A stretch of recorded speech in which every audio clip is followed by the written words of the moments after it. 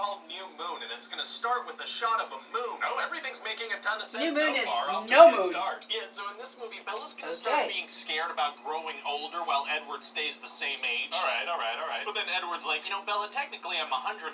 Oh, right, yeah. And jokingly, she's like, well, maybe I shouldn't be dating such an old man, you know, it's gross, so...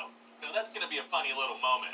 Yeah, that's stupid. absolutely correct, though. Anyway, in class, they're going to be talking about Romeo and Juliet, and Edward's going to be like, the only way for a vampire to kill himself is to go in front of this committee in Italy. Oh, I wonder if that completely unnatural thing to say is going to come into play later in the movie. It is, actually. Oh, my God, what? I'm a writer. Wow, I guess you kind of are. And so later, the Cullens are going to have a birthday party for Bella, and she's going to get a paper cut on some wrapping paper, so that just starts dripping blood. Not really how paper cuts usually play out. No. This one's gonna frickin' drip blood, so Jasper, he's just gonna go nuts. Uh-oh. Yes, and you know, Edward has to step in and protect her. How does he do that? Well, he's gonna push Jasper away, but not before hurling Bella across the room into the wall and making her bleeding. Probably didn't need to shove her. That part seemed unnecessary. Probably could have just done the pushing Jasper part, but he's gonna go ahead and injure Bella too. Well, okay then. So then Edward's gonna realize that it's too dangerous for them to be dating, you know? If he really wants to protect her, he has to break up with her. Oh, very sad. Yeah, so he brings her to this forest where hikers keep getting violently killed and breaks up with her and leaves. He leaves her alone in the death forest so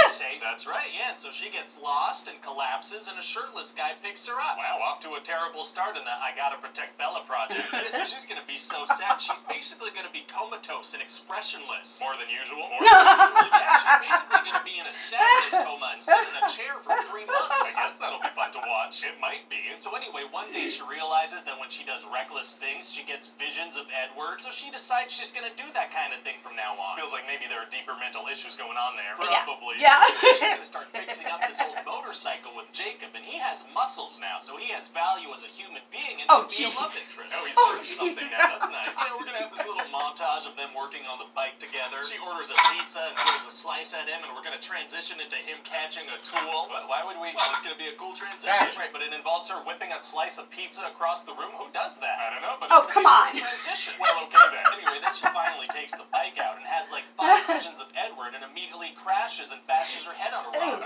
Oh, she's absolutely the worst. And then Jacob pops his shirt off to help, you know, like a normal person. Sure. And then he shows her all his abs and rubs her open wound with a dirty, sweaty t-shirt. Very romantic and probably infected. Yeah, so they start getting closer and closer, but Jacob has a secret. Oh, he does? Yeah, he's like, Bella, have you ever had a secret that you couldn't tell anyone? That's how all secrets work. It is, yeah. So what is it? Well, let's just say he spends a whole lot of time in the woods with very muscular, shirtless dudes. Oh, I see exactly what's going on. Yeah, he's a werewolf. Oh, he is. Okay. Werewolf wear shirts. It's the werewolf way, because when they get straight out of clothing, it gets torn to shreds. So what about their pants? Well, sir, unless you want to talk about the technicalities of werewolf junk, I'm gonna need you to get all the way off my back about pants. Okay, let me get off of that thing.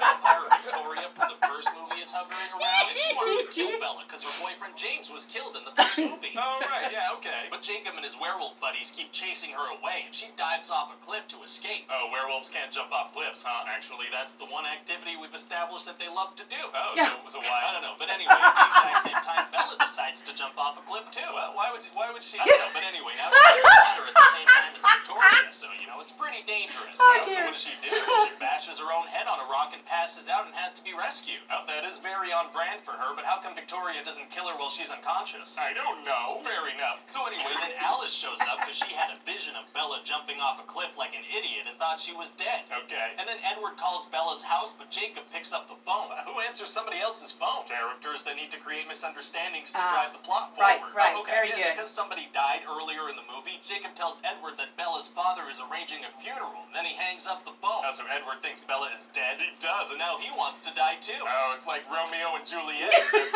you know, just awful. He goes to this vampire committee called the Volturi, and he's like, hey, please kill me, I'd like to die. And they're like, no. Oh, very mean of them. Or nice, I can't tell. So now Edward has to find a way to make them kill him. So what does he do? Well, his plan is to take off his clothes in a public place, because apparently if people see a sparkly shirtless dude, they'll assume he's a vampire. Oh, exposing yourself in front of a crowd is tight. Oh, jeez. Yep, my hearing is next week. I'm pleading not guilty, but there is a ton of video evidence. Well, just to get there in time. And he's like, you know, Bella, when I said I was leaving, you let me go, so you must not love me. No, it's a textbook manipulation and abuse tactic. The relationship is is very unhealthy. Yeah. So anyway, now the Volturi have changed their mind and they do want to kill him.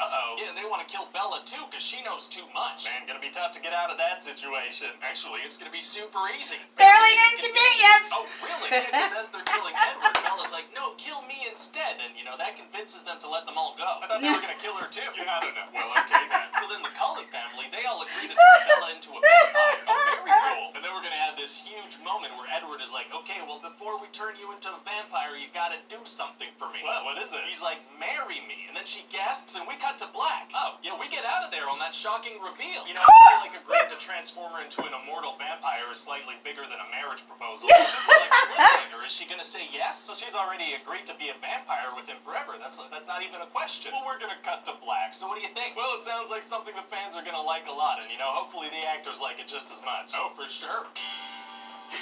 Totally roasted it. So, you have a movie for me? Yes, sir, I do. And this one's going to be called Eclipse. Oh, sounds like a weird name for a movie. That's not something any rational person would stare at. Well, it's the name of the third book, sir. Our hands are tied. Oh, yeah? Who did this? I don't have any suspects at the moment, unfortunately, sir.